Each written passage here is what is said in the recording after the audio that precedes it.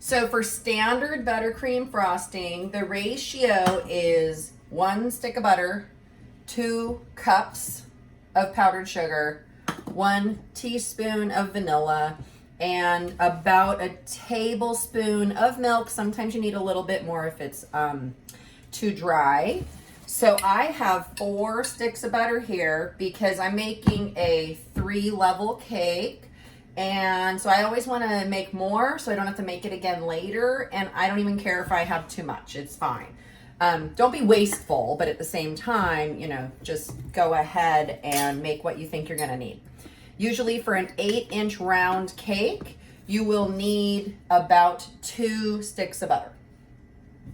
All right, so in here I have 8 cups of powdered sugar and my 4 sticks of butter. And notice, just like in class, you guys, start slow.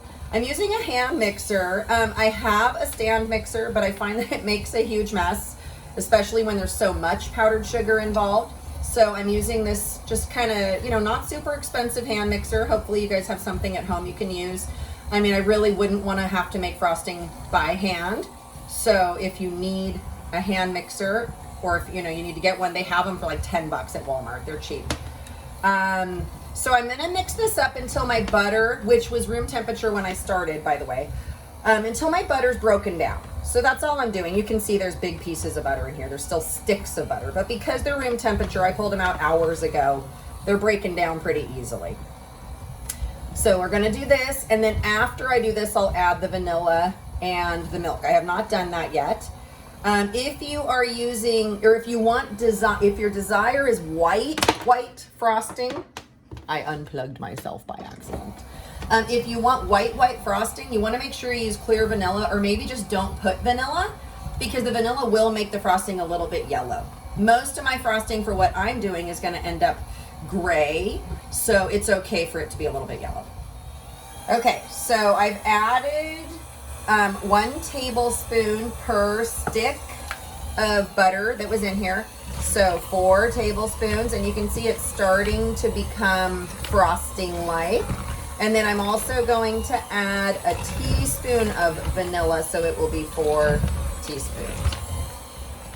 All right, so now I'm adding my 4 teaspoons of vanilla. And again, you guys, if you want it to be white, don't add vanilla or get clear vanilla. But clear vanilla is expensive, and if you don't have it, it's not worth buying. You could add almond or lemon. You could add any of those different extracts. But you can see how it did change the color, and now it's kind of a beigeier color. Okay, so this is called a cake board, and it's cardboard. And it has a little thing in the middle, so you can poke that out if you need to. But I'm going to use this as my plate. And that's just for the purpose of it being flat, because plates really come up. You might want to work on a cutting board or something that's flat. Even a piece of wood, or I don't know, whatever you've got is fine. At home, this year, things are different, So I'm going to cover it in foil, because if I put a cake directly onto the cardboard, it'll get all oily and gross looking. So if I cover it in foil, it looks intentional. And then this is going to be where my cake will sit. Now I am going to use this one, and let me show you how this works. So these are my cakes. I baked 3. I have 2 that are exactly the same. And then I made 1 that's going to be the head for my creature I'm making. Okay? And you want the cake board to be the same size as your cake. Now this one's a teeny bit bigger, but it's going to work great, because once I get the frosting on the outside, it'll be the same size. So that's how you use a cake board. And if you watch any of the other videos, anyone who makes cakes will use these. These are great. They're available at Michael's if you want to buy them. You don't have to. You could cut an Amazon box and it would work just as well. Okay, so as you can see, the cake has a rise on the top, and I want to flatten it out. So I'm going to use my serrated knife, and I'm just going to flatten out the top. And you, of course, can eat that, or, give it to your little sister, whoever you've got. Cut that off. Make a delicious peanut butter and jelly sandwich out of that. And this one I'll deal with later. I'm not quite ready to commit, okay? And then we're going to take just a little bit of frosting and put it in the middle here, and this is going to be like the glue. Then you always want to put the ugly side down. And then I'm actually gonna cut this cake in half. You might have noticed I baked my cakes in really deep 3-inch pans. If you bake skinnier cakes, you can just layer them. But I'm gonna cut this to give it more rise, so my cake will be taller. And you don't need any kind of fancy tool to do that. What I recommend is when you do that, you open it up like a sandwich so that you know exactly where this fits right back on top. Because in case you cut it so it's a little crooked, it'll fit perfectly back on if you just flip it right over like that. And I'm gonna do the same thing to this cake to prepare both of these to be filled. All right, so I'm gonna be using this piping bag to pipe my frosting. And you guys probably remember that you wanna cut it first smaller than you think you need. Oh, look, that looks just about right. But whatever you do, don't overcut it to begin with. If anybody needs piping bags, I have like a million here at home that I brought from school. You're more than welcome to email me and come pick some up. I would leave them out for you on the porch. We don't need to talk or, you know, visit or share germs. I would just stick them outside for you. And then I'm gonna fill this up with my frosting here. And I probably won't put it all in here to begin with. I'll come back and get more later if I need it. And if you're working like one day to the next, instead of doing it all in one day, you can refrigerate this. Just put it inside a Ziploc bag because that's open with, you know, to the air and you don't want it to get all hard and solid. But you can put it in a Ziploc bag and store it in the fridge for a few days and then just let it come to room temperature again before you use it. So you can see I chose a piping tip that's big and round and open, okay, the end of it. And I did that on purpose so that I could pipe what I always call the Great Wall of China. I'm gonna go around. You could use this type of piping tip or you could use a solid one. Either will work great. And I'm gonna go around again. So this is how we're gonna fill the cake. So I've created that wall and then I'm gonna fill it in. I made some instant pudding. There was a picture of this, literally a box of instant pudding. So easy, just add milk, stir it up. And I'm gonna fill this with the instant pudding. I'm gonna go ahead and do this cake while I'm at it. So I will also do this one right now, just so I don't have to do it more times than necessary. And it's always helpful to put these in the refrigerator for a few minutes so that the icing will set before you move on. Okay, every step you can always do that. It's super helpful. I'm gonna go ahead and fill this with my vanilla pudding. And you know, there's nothing to it. It's just instant pudding. You could use jam if you want to use strawberry jam, or you could put fruit if you're gonna eat your cake the same day or the next day, as long as you're gonna eat it soon. You don't wanna put fruit in and leave it for days.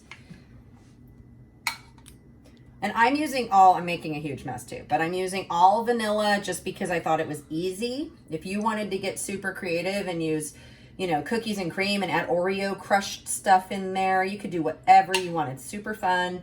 I like to make chocolate cake and then put orange marmalade or raspberry inside. It's really delicious. All right, and then I'm gonna just remember how I said when I cut it, I flipped it directly over. Now I'm gonna flip it directly back so I know it'll fit the best possible. Same thing here. And then I'm gonna chill this for a while before I frost the outside. All right, guys, so I'm gonna pipe around the cake. Now I have this great turntable, and you can use like any Lazy Susan if you guys happen to have one, or you know, you don't need one. It's like not necessary, but it does make life a little easier. And I'm just gonna pipe around and around. I don't know if you can see what I'm doing. Maybe I should come over here. So you can just see that, and it's not perfect and it's not beautiful because I'm gonna put fondant over this. So it doesn't have to be amazing. This is basically like the bottom layer. Spin, spin, spin, kind of fun. And then I love this. You could make one of these out of poster board. It's just a plastic pastry thing. I don't know what it's called. Scraper of some sort. And then you're just gonna flatten this out. Now, like I told you before, anytime you want to refrigerate this in between steps, it's always going to help you. You want to do this first to flatten it out. Then you would refrigerate it. And then because this is my crumb coat. If you watched the videos that I posted, it talks a lot about the crumb coat. This is not going to be a perfect coating of icing. It doesn't have to be because we're going to cover it with fondant. Or you would cover it with a second layer of buttercream frosting. So either way, it is not the final look of your cake. So it doesn't matter if there are crumbs in it. And you just kind of keep going and working it until it's all covered. And then you want to refrigerate it, I would say, for probably, I don't know, half an hour to 45 minutes before moving on. You don't need fondant. You can absolutely cover it in just another layer of buttercream. All right, so I am using just the fondant. You can buy this at Smart & Final. You can get it at Albertsons. I got it at Joann's. At Joann's, they do a lot of really good coupons. Joann's is open right now. You can walk in and shop. Michael's, you can do online pickup. You know, so I got 2 packages of this, 24 ounces. This will be more than enough to cover all the layers of my cake. Now, what you have to do is you have to get this out of its box and knead the heck out of it. You kind of have to like warm it up. It is very firm when you first open it. And then you have to knead it. And you might have noticed I'm mixing together 2 boxes. So I have to get this so it's one big blob. Then I'm gonna dye it. And I'm going to dye it gray for what I'm making. So you just wanna knead it, and it takes a while until it's nice and soft. And then it becomes like really floppy Play-Doh after a while. So you probably were like, why is she wearing those weird gloves? The reason is I'm going to dye this gray. This is black, so it's going to, you know, be a light black. I'm going to save some of this so I can do other stuff with it just in case I need it. And the reason I have gloves is so my hands don't turn black. And then you just knead it like you would Play-Doh. And it's super messy. And just, you know, don't do anything your parents are going to be mad at you for. Just knead it and knead it and knead it and make sure you clean up your mess, but you can see why I'm wearing gloves. Making cakes is messy business, you guys. And you just keep going until it's all smooth. All right, so you can see this is my big giant blob of gray. Maybe I used a little too much food coloring, it doesn't matter. If it gets too sticky and it's sticking to everything, you can add a little bit of powdered sugar, not flour, powdered sugar, okay? So you can see it's all one color. And then I'm gonna make this black.